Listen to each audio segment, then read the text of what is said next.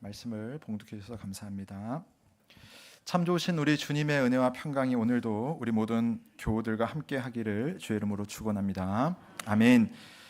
여러분 그 주보를 좀 유심히 보시는 분들은 아마 이제 보통 이제 오늘 설교 본문이 지난주 주보에 있는 것을 아마 확인하시고, 어떤 분들은 그 말씀을 한 주간 또 묵상하시는 분도 계시고 토요일에 또 읽고 오시는 분들도 계신 걸로 압니다. 지난주에는 제가 시편 말씀을 오늘 설교하는 것으로 공지를 했는데 갑자기 제가 본문을 좀 바꾸게 됐습니다. 그래서 미리 묵상하시고 준비하신 분들에게는 양해의 말씀을 좀 드리겠고요. 제가 오늘 본문을 바꾼 이유는요, 사실 이렇습니다. 큰 건 아닌데 제가 이제 기독교 윤리학을 공부를 하고 있습니다. 그래서 윤리학의 주제로 한 주제를 테마를 잡고 이제 설교를 작성을 했는데, 이 설교가 5월 달에만 딱 하기 좋은 설교예요. 5월 달에만. 지금 5월 달 마지막 주이기 때문에 이거 안 하면 또 1년 있다가 이거 해야 되는데 해서 좀 갑작스럽지만 제가 이 본문을 좀 다시 공지를 오늘 바꿔가지고 하게 되었습니다. 양해해 주시고요. 또 한편으로는 우리 리딩 지저스가 3주 동안 시편을 보게 됩니다. 그래서 한 주 정도는 제가 시편 안 하고 이거 해도 여러분 이해해 주시겠지라는 마음입니다. 자, 제가 오늘 이 말씀을 읽고 여러분에게 드리려고 하는 주제는 입양입니다. 입양. 아마 대부분의 성도들에게는 이게 관심 밖의 일일 수 있겠고요. 또 연세 많으신 우리 성도님들이 이게 입양이 나랑 무슨 상관이 있는가라는 마음이 들 수도 있겠지만 한번 들어보시고 여러분에게도 적용되는 내용들이 분명히 있을 것입니다. 자, 왜냐하면 첫 번째로 우리가 이 입양이라고 하는 것은 그 자체로서 누군가를 데려오는 것이지만 사실은 저나 여러분이나 우리 모두는 입양자들입니다. 우리는 입양된 사람들이에요. 누구에게 입양이 되었느냐? 바로 하나님께 입양된 사람들입니다. 사도 바울은 성도의 구원을 설명할 때에 이 개념을 특별히 사용을 해요. 그래서 에베소서 1장 5절을 보시면 하나님은 그 기쁘신 뜻대로 우리를 예정하사 예수 그리스도로 말미암아 자기의 아들들이 되게 하셨으니, 그러니까 이 아들들이라는 말에는 딸도 있습니다. 자녀가 되었단 말이에요. 그래서 그렇게 표현되어 있고, 이걸 세번역 성경에는 이렇게 표현되어 있습니다. 우리를 하나님의 자녀로 삼으시기로 예정하신 것입니다. 그러니까 이게 무슨 말이냐면, 하나님은 원래 하나님의 자녀가 아닌, 로마서의 표현에 의하면 진노의 자녀일 뿐인 우리들을 하나님의 은혜의 나라로, 하나님의 자녀로, 하나님의 가족으로, 하나님의 집으로 불러들이기로 예정을 하신 겁니다. 그 예정을 하나님께서 어떻게 풀어 가시냐면은 예수 그리스도의 십자가와 그분을 믿게 함으로써 우리를 하나님의 자녀로 삼는 것, 이게 하나님이 우리들 한 명 한 명을 향한 원래 뜻이었다는 거죠. 그리고 영어 성경인데 ESV라고 하는 성경에 보면 이 표현을 사실은 훨씬 더 원어에 가깝게 해석을 합니다. 여기 보시면 빨간 글씨로 어덥션이라고 되어 있는데 이게 입양이에요. 입양. 그러니까 번역 자체를 입양이라고 실제로 성경은, 그러니까 왜냐하면 원문이 입양하는 것으로 입양의 용어를 쓰고 있기 때문에 번역을 입양으로 했다는 겁니다. 사랑하는 여러분, 이 세상이라는 환경 속에서 우리는 그냥 천둥벌거숭이라고 하나요? 이 세상에 살다 보면 참 우리가 평안하기가 쉽지 않습니다. 그런데 우리들을 평안케 하려고, 우리들을 이 어려운 세상 속에 울고 불며 살아가는 우리들을 다시 한번 하나님의 그 입양으로 하나님의 자녀가 되게 하고, 지금 우리가 운다 할지라도 하나님의 집에 머물러서 하나님께서 우리를 하나님의 은혜를 누릴 수 있도록 우리를 입양의 귀한 자녀로 불러주신 그 하나님의 은혜를 찬양할 수 있는 저와 여러분 되시길 주의 이름으로 축원합니다. 자, 이때 하나님의 은혜와 사랑을 우리가 받잖아요. 그럼 우리에게 일어나는 자연스러운 현상이 있어요.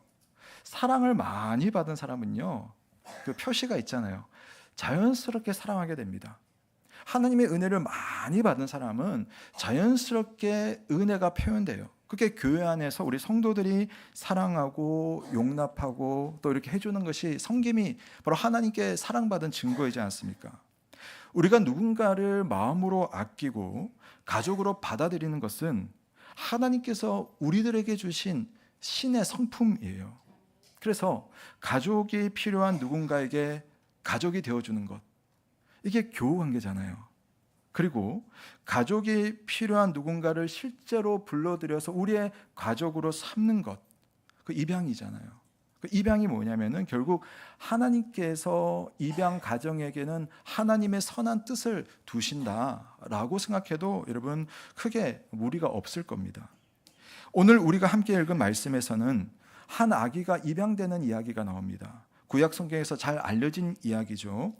애굽에서 살았던 아므람과 요게벳이라는 히브리 부부, 유대인 부부가 살았는데 그 집에 아이가 태어난 거예요. 우리 교회에서도 그렇습니다만 한 가정에 아이가 태어나면 얼마나 축복받습니까? 얼마나 행복합니까? 그런데 당시로서는 그렇지가 않았어요. 왜냐? 그 나라를 통치하는 이집트의 왕은 인구가 점점 늘어나고 있는 이 히브리 백성들을 보면서 야, 이들이 우리 국가 운영에 크나큰 거침돌이 될 수 있겠다. 그러니까 염려를 하는 겁니다. 그래서 아이를 받아주는 오늘날 말하면 산부인과 의사죠. 성경에서는 산파라고 되어 있는데 그 산파들에게 말하기를 그 히브리인의 집에 애가 태어났는데 아들이면 그냥 그 자리에서 죽여라 라고 한 겁니다. 근데 이 산파들이 하나님을 믿었어요.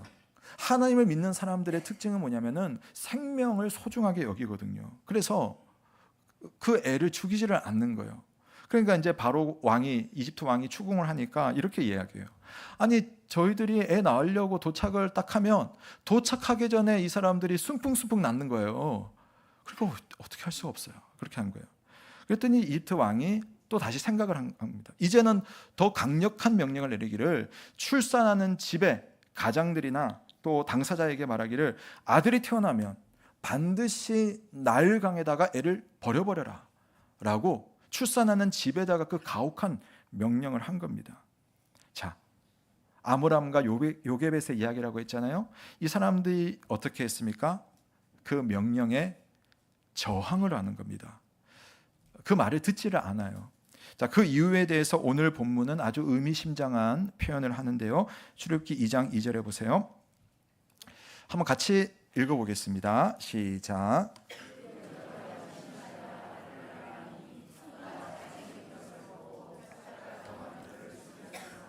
아멘. 자, 뭘 보고 석 달 동안 아이를 숨겼다고 했죠? 예, 잘생긴 것을 보고. 여러분 어떠세요? 저도 제 아이들이 갓 태어났을 때 모습 기억을 하거든요. 쭈글쭈글 하더라고요. 몸도 벌겋고, 이게 사람인가? 이 생명체가 꿈틀대는데 너무 못생겼어요. 그런데 세상에 어떻게 이렇게 사랑스럽고 예쁜 존재가 있을까? 이런 생각이 딱 듭니다. 그런데 여기서 잘생긴 것을 보고라고 하는 이 말은 좀 더 숨은 의미가 있어요. 어쩌면 요게벳 엄마가 본 것은 단지 아이의 외모가 좋겠어요. 물론 예뻐 보였겠죠. 그러나 단지 외모가 아닙니다.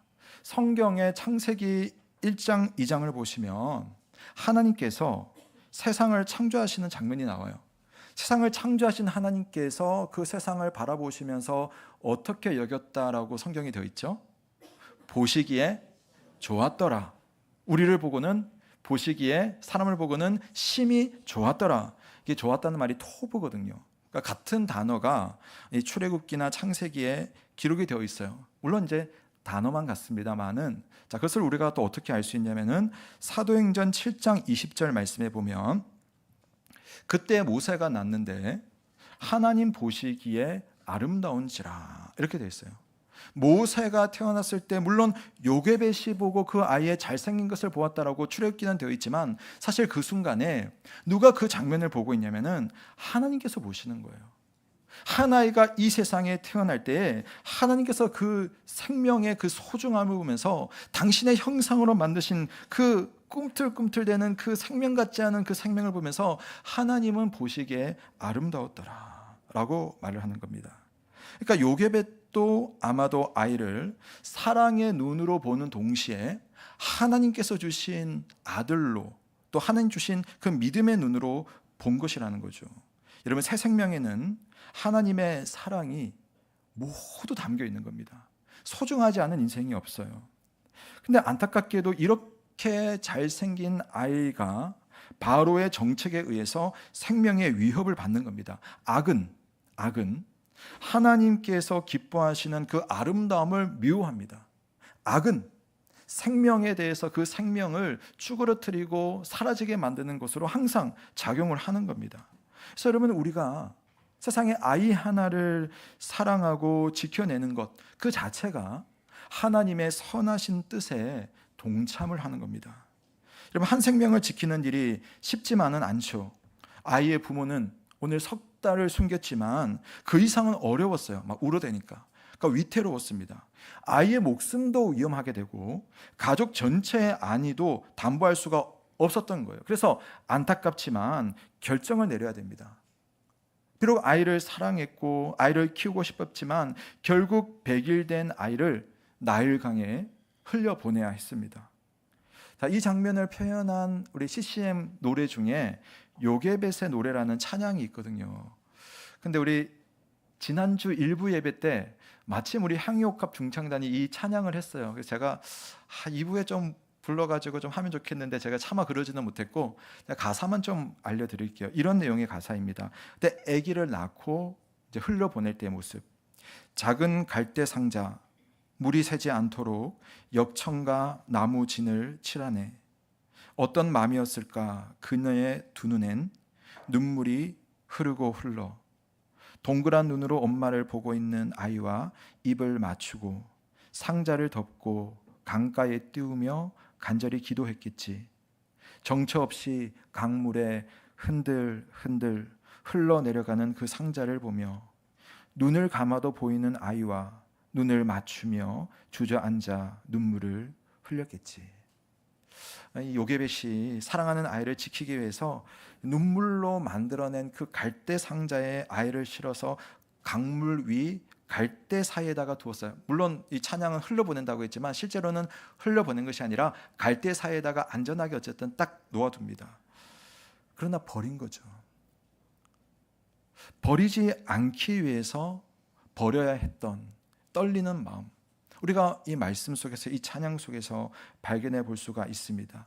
여러분, 입양이라고 하는 것, 입양 전의 아이, 그 아이는 세상의 시각으로 본다면 버려진 아이입니다. 그렇지 않나요?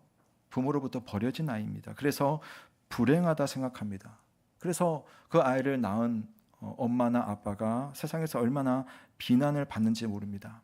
그런 인식 속에서 자라난 아이는 정말로 그런 아이가 될지도 모릅니다. 그러나 이렇게 한번 생각해 보면 어떨까 싶은데요. 그러면 이 시대는 여러분 이제 아이를 지우는 것이 실은 그렇게 어렵지 않은 시대가 되었어요.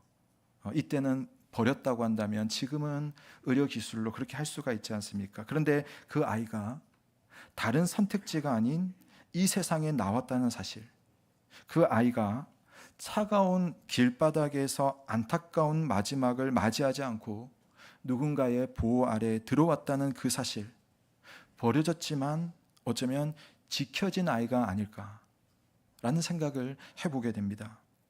베이비박스라고 여러분 아시죠? 우리 특히 좀 미혼모들의 애를 낳고 못 키우겠다라는 생각이 들면은 이 아이를 갖다 놓는 장소, 그러면 이제 그 아이를 해가지고 연결을 시켜주거나 또 키우는, 그 아이를 이렇게 담아둔다고 해서 베이비박스 있습니다. 근데 그 사역을 하시는 어떤 목사님이 그런 말씀을 하시더라고요. 사람들은 미혼모를 보면 그렇게 다 손가락질을 하는데 한번 생각을 해보라고.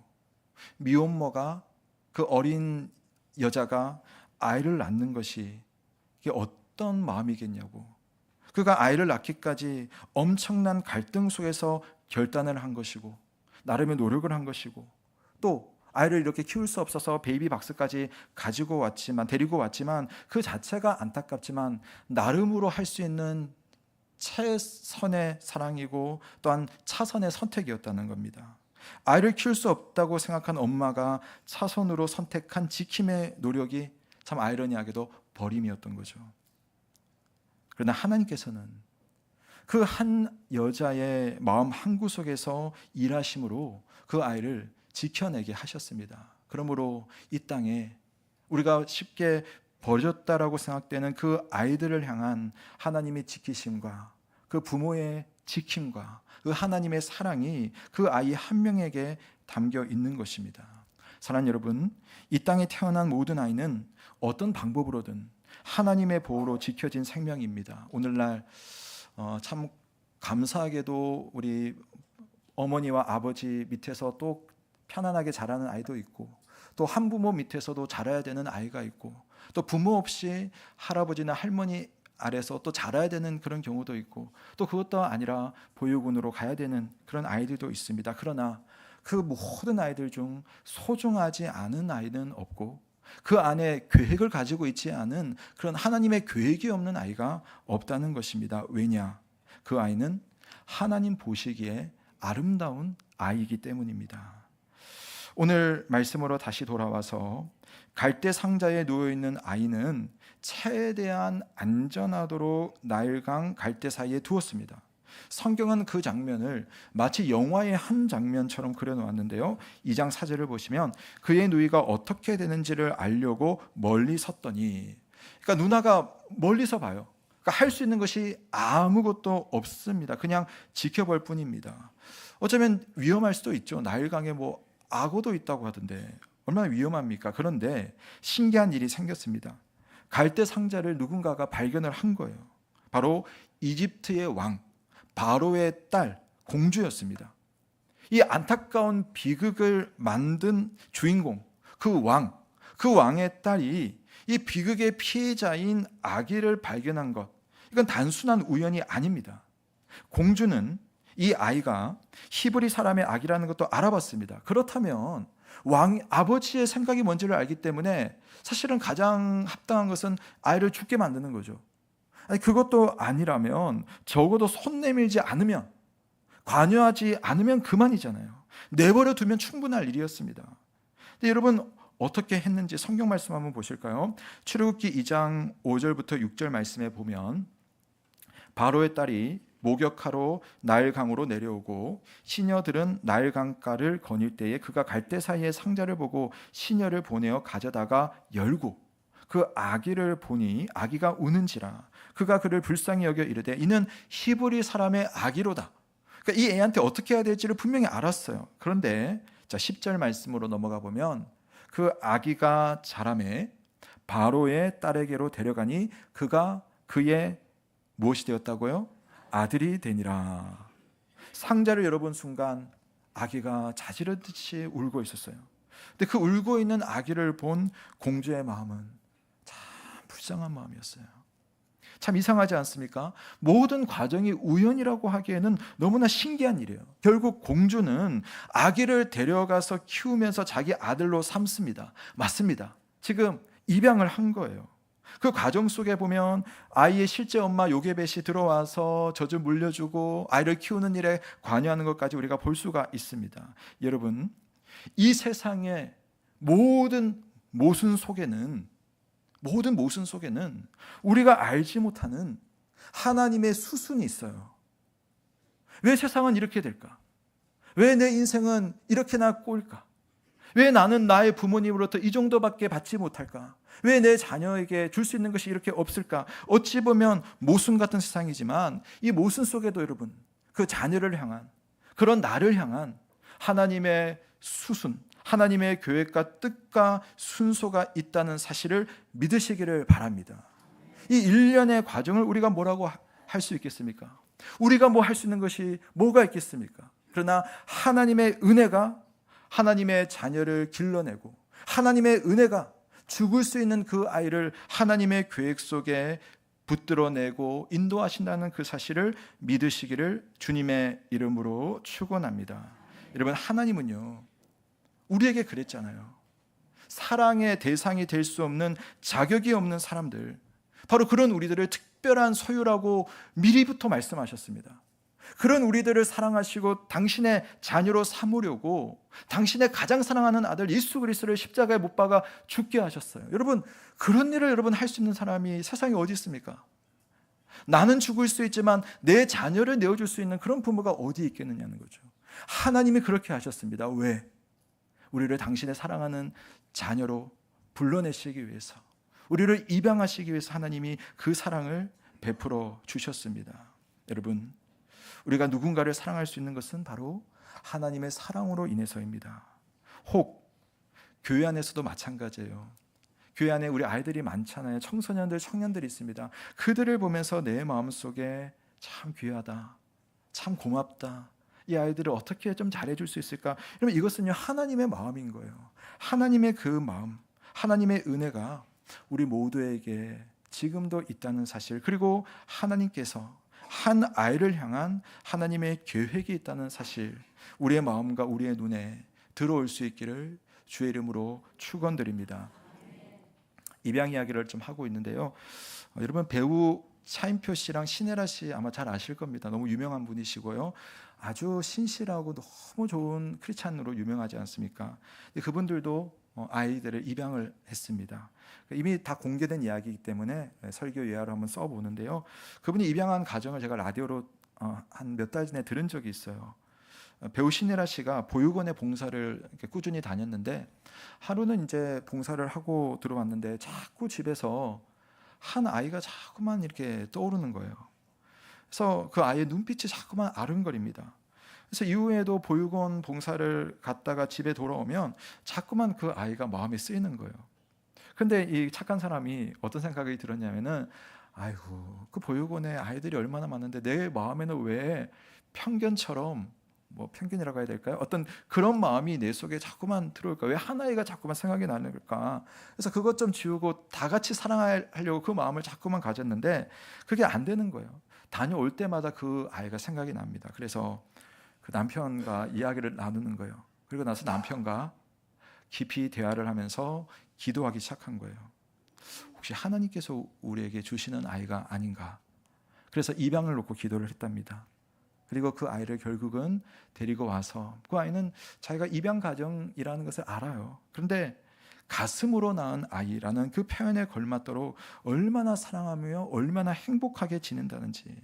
그래서 이 부분은요, 평소 하나님의 은혜로 사는 것으로도 유명했는데, 그 하나님의 은혜가 이렇게 풍성한 은혜가 되어서 누군가에게 흘러갈 수 있다는 것, 여러분, 이것이 바로 하나님께서 그 가정을 향한, 이 아이를 향한 계획이었던 것이죠. 모두가 입양하는 것도 아니고 또 모두가 다 그렇게 할 수 있는 것도 아닙니다. 그러나 지금 이 자리에 계신 분 중에 혹시 입양을 고민하거나 입양의 기회가 있는 분들도 계실지 모르겠습니다. 또는 아이가 있지만 하나님께서 그 신혜라 부부처럼 한 아이를 더 주신다면 좋겠다라고 생각하시는 분들 중에 하나님께서 기뻐하시는 그런 일에도 믿음으로 순종할 수 있는 그런 가정이 우리 온세로 교회 가운데 나올 수 있으면 참 좋겠습니다. 아이를 낳는 것도 힘든 시대이지만 아이를 데려오는 것은 얼마나 더 힘든 일 아니겠습니까? 근데 여러분, 하나님은 은혜를 나눠주기 위해서 은혜의 통로를 찾습니다.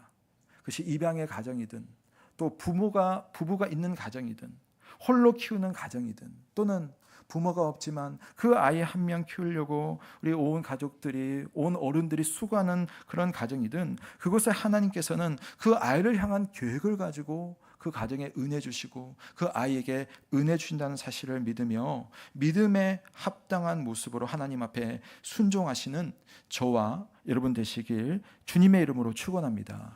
그래서 입양은요, 한 아이를 위한 하나님의 계획이며 그 가정을 위한 하나님의 은혜입니다.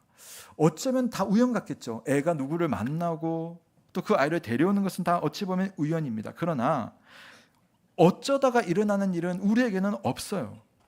마리아에게 아기 예수가 잉태된 사건은 본인으로서는 이해할 수 없는 일이었지만 하나님의 계획 속에 있었습니다. 오랜 시간 힘든 기다림 속에서 이삭을 임신한 사라의 상황도 실은 하나님의 인도였던 것이죠. 그 가정이 입양 가정이든 또는 또 다른 그런 형태의 가정이든 하나님은 그 아이를 향한 선을 이루시기 위해서 모든 것을 합력하게 하시고 그 과정 속에 당신의 사람들을 사용하신다는 사실을 믿으시기를 바랍니다. 이 땅의 모든 부모에게 다 해당이 되는 말일 것입니다. 하나님은 부모를 통하여서 자녀를 길러내시고 또 그 자녀가 하나님의 사람으로 살 수 있도록 돌보시는 겁니다. 하나님께서 보내셨으므로 사실은 우리의 소유는 아닙니다. 결국 부모는 그 아이를 하나님으로부터 위탁을 받아서 양육하는 책임을 가진 청지기입니다. 그래서 기르다 보면 그 아이가 내 생각보다 먼저 갈 때도 있어요. 내가 원하는 대로 다 줄 수 없는 그런 순간들도 있습니다. 그럼에도 우리는 믿음으로 그 아이를 위해서 기도하고 그 아이를 사랑하고 섬김으로써 하나님께서 주신 그 청지기의 사명을 감당을 하는 것입니다. 육신의 자녀를 가진 부모이든 입양한 자녀를 양육하는 부모이든 결국 모두 하나님이 주신 자녀를 맡아 기르는 사람들입니다. 오랫동안 함께 지내는 자녀이든 잠시 잠깐 내 곁을 지나가는 자녀이든 우리는 하나님의 뜻 안에서 하나님의 마음으로 그 자녀를 바라보고 사랑을 할 수가 있는 것이죠. 여러분, 그 안에 비록 힘든 일이고 또 어려운 일일지 몰라도 하나님의 놀라운 계획이 있다는 사실을 믿음으로 받을 수 있기를 주의 이름으로 축원합니다. 한국계 미국인인데요, 스티븐 모리슨이라는 장로님이 있습니다. 이분은 14살 때, 청소년 때죠. 청소년 때 미국인 백인 부모에게 미국으로 입양을 해서 미국으로 가서 자라나게 됩니다. 근데 잘 자랐어요. 그래서 우주항공연구소 수석 연구원을 역임을 하고 은퇴를 한 다음에 한국 입양 홍보회를 자기가 딱 만들었어요. 초대 만들었어요. 그래가지고 그 입양 홍보회를 통해서 우리 한국의 우리 자녀들을 입양하는 일에 좀 아주 긍정적으로 많은 사역을 한 사람이거든요. 제가 그분의 글을 최근에 우연히 읽어봤습니다. 그분이 이제 좀 잘하는 가운데서 입양을 했으니까 마음속에 여러 가지 부담이 있을 거 아니에요. 근데 아버지가 어느 날은 불러가지고 자기에게 그런 이야기를 했대요. 스티브, 나는 일생을 살아가면서 몇 가지 좋은 결정을 내렸단다. 그 중에 최고의 결정은 하나님을 믿게 된 것이고, 두 번째 결정은 네 어머니와 결혼한 것이다. 우리 결혼한 배우자들 그 고백할 수 있기를 주의 이름으로 축원합니다. 예, 마지막 세 번째 그 고백은 너를 우리 가정에 입양한 것이란다. 그렇게 이야기를 했답니다. 그러니까 그동안이 응어리했던 것이 이렇게 다 풀리면서 자기 어떤 삶의 길들이 열리는 경험을 하게 된 것이죠. 입양 가정들 사이에서 유명한 말이 있습니다. 세상을 바꿀 수는 없지만, 우리가 세상을 바꿀 수는 없지만 한 아이의 세상을 바꿀 수는 있습니다. 그 아이가 오늘 나오는 모세예요. 이 이름은, 모세라는 이름은 아이를 입양한 이집트 공주가 지은 이름입니다. 10절 말씀에 보면 물에서 건져내었다라고 해서 이집트 말로 모세라고 부른 거거든요. 건져내었다. 근데 공주는 몰랐겠지만 이 아이는 장차 히브리 백성들을 넘실거리는 죽음의 바다 홍해에서 구원해내는 중요한 하나님의 지도자로 쓰임을 받는 겁니다. 공주는 몰랐겠죠. 그냥 이 아이, 불쌍한 아이 내가 잘 길러내야지, 그게 전부였겠지만, 그러나 하나님께서는 바로 그 일을 통하여서 당신의 사랑하는 이스라엘 백성들을 구원하고 가나안 땅으로 인도하는 너무나 중요한 사람으로 길러내는 계획이 한 아이를 사랑하고 한 아이를 길러내고 한 아이를 섬기는 바로 그 일을 통하여서 이루어졌다는 겁니다. 세상을 바꿀 수는 없지만 한 아이의 세상을 바꿀 수는 있습니다. 그렇다면 저는 이렇게도 말할 수 있을 것 같아요. 한 아이의 세상을 바꾸었더니 세상도 바뀝니다. 여러분, 아이 하나 키우는 것은 쉬운 일 아닙니다. 마을 하나가 필요하다고 분명히 이야기도 합니다. 공동체 전체의 관심과 사랑의 손길이 필요합니다. 그래서 오늘 저는 이런 적용을 해보고 싶어요. 입양에 대한 고민이 없는 우리 가정들이 대부분이겠습니다만은, 그러나 입양하는 부모의 마음으로 우리는 신앙생활을 할 수가 있어요. 우리 교회는 유아 세례 시에 아이를 안고 함께 축복하면서 예배당을 한 바퀴 도는 시간들을 가집니다. 이거 제가 왜 할까요? 부모가 사역했지만 이건 부모만의 사역이 아닌 거예요. 우리 모두의 사역이라는 것입니다.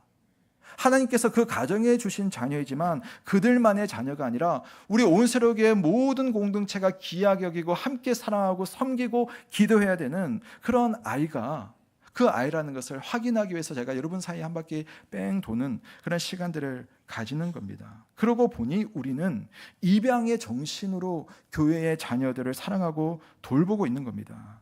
교회는 교회 안에 있는 모든 믿음의 자녀들을 하나님께서 맡기신 나의 자녀로 여기면서 더 아끼고 더 사랑하고 더 기도하는 것이 우리 교회를 향한, 그리고 그 아이가 우리 교회에 출석하게 하는 하나님의 계획인 줄로 믿습니다. 특별히 이 말씀을 듣는 교우들 중에 성령께서 혹 입양의 마음을 주시는 분들이 있을 것입니다. 그 마음이 어디서 오는지 한번 잘 생각해 보십시오. 한 아이를 향한 하나님 아버지의 계획, 여러분의 가정을 위한 하나님의 특별한 계획, 나아가서 세상을 향한 하나님의 계획에 순종할 때 하나님은 크고 놀라운 일을 우리 모두에게 이루어 주실 것입니다. 갈대 상자에 애를 실었죠. 이 상자라고 하는 것은요, 물에 띄워두면 그뿐이에요. 이게 장치가 있는 것도 아니고 조정할 수 있는 것도 아니고, 요즘 같으면은 리모컨으로 이렇게 막 할 수도 있겠지만 그런 게 없어요. 어찌 할 수 있는 것이 없습니다. 하나님의 계획과 도움에 맡겨드리면서 상자를 지켜볼 뿐입니다. 그런데 갈대 상자를 붙드시는 보이지 않는 하나님을 믿을 때에 나의 어떤 계획과 나의 어떤 기대로도 생각하지 못한 특별한 은혜의 길이 열린 거예요. 이게 오늘 이야기입니다. 오늘 자녀를 양육하면서 여러분 많은 고민들이 있으시죠. 저도 그렇습니다. 저도 얼마나 고민스러운지 모릅니다. 그러나 우리가 그런 고민 속에서 내가 못해주는 것 때문에 마음이 아플 때, 그 아이가 겪고 있는 그런 어려움 속에서 내 마음이 힘이 들 때, 여러분 우리가 할 수 있는 것은 갈대 상자에 놓여서 참 힘든 시간들을 겪을 수밖에 없는 그 아이가 하나님의 그 보이지 않는 두 손에 착 붙들려 가지고 하나님의 인도를 받도록 우리가 뒤에서 기도하고 하나님의 선한 일을 우리가 순종할 때에 하나님의 역사가 우리 가정 속에 이루어지는 것입니다. 마지막으로 아까 소개드렸던 요게벳의 노래 마지막 구절은 이렇게 끝이 납니다. 너의 삶의 참 주인, 너의 참 부모이신 하나님 그 손에 너의 삶을 맡긴다. 너의 삶의 참 주인, 너를 이끄시는 주 하나님 그 손에 너의 삶을 드린다. 자녀를 가지신 우리 사랑하는 성도 여러분, 이런 마음으로 자녀를 위해서, 장성했어도 자녀잖아요, 기도하시고 또 자녀를 맞이하실 우리 성도님들, 그렇게 하나님 앞에 마음의 준비를 하시고 지금 마음의 부담이 있고 또 은혜가 필요한 모든 성도들에게 하나님의 선한 손을 구하시는 이 시간 되시길 주님의 이름으로 축원드립니다. 아멘. 우리 한번 짧게 한번 기도하면 좋겠습니다. 하나님, 오늘 말씀을 통하여서 하나님의 마음, 하나님의 계획을 보게 되었습니다. 하나님, 우리 첫 번째 온세로 교회에 속해 있는 우리 모든 교회의 자녀들을 하나님, 나도 이런 마음으로 사랑하고 돌보고 기도할 수 있는 그런 믿음의 사람이 되게 하여 주시옵소서. 한번 기도하면 좋겠습니다. 자녀를 키우는 우리 부모님들, 또 자녀로 인하여서 마음에 부담이 있는 부모님들, 또 무엇인가 어떤 이유로 눈물 흘리고 있는 성도님들, 그곳에 하나님의 뜻이 있음을 믿고 하나님의 선하신 손길이 있음을 제가 믿습니다. 하나님께서 우리 가정에 은혜를 허락하여 주시고 하나님께서 생명을 허락하여 주옵소서. 우리 함께 한번 주님의 은혜를 구하며 함께 기도하시겠습니다.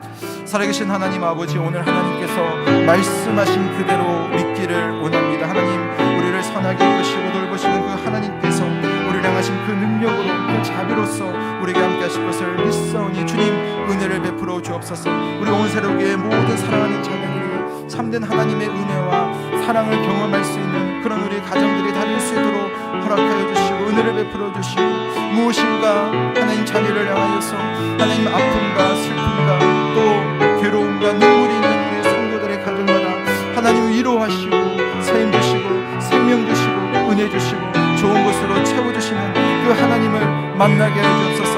하나님을 바라보게 하여 주옵소서. 하나님의 은혜를 경험하게 하여 주옵소서. 하나님 앞에 온전한 은혜를 누리는 우리 모든 온세로 교회의 교우들이 다 될 수 있도록 주여 인도하여 주시옵소서. 우리 성도들의 가정마다 하나님이 보이지 않는 손길이 붙들어 주시는 것을 경험하는 우리 가정들이 다 될 수 있도록 주여 인도하시고 함께하여 주시옵소서. 아멘.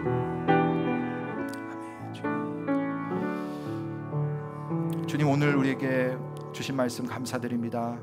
이 말씀이 꼭 필요한 가정들이 있었고 또 이 말씀에 순종하고 싶고 적용하고 싶은 우리 모든 성도들이 계십니다. 하나님께서 우리가 잘 적용하여서 하나님의 계획이 우리를 통하여서 주의 몸된 교회를 통하여서 잘 이루어질 수 있도록 우리를 사용하여 주옵소서. 우리가 은혜의 통로가 되게 하여 주옵소서. 예수 그리스도의 이름으로 기도드립니다. 아멘. 우리 모두 자리에서 일어나시겠습니다. 우리 좋으신 하나님 앞에 찬양드리며 예배를 마치겠습니다.